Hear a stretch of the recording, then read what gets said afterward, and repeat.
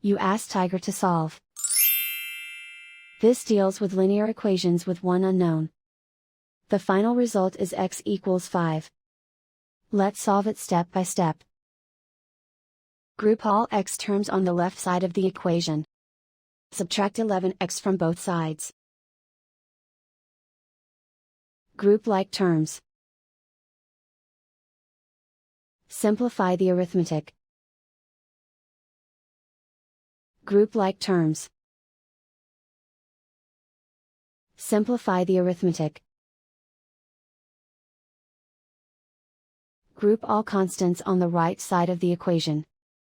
Subtract 3 from both sides.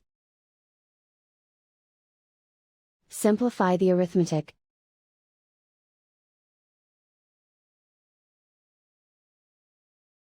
Isolate the x. Divide both sides by -2. Cancel out the negatives. Simplify the fraction. Cancel out the negatives. Find the greatest common factor of the numerator and denominator.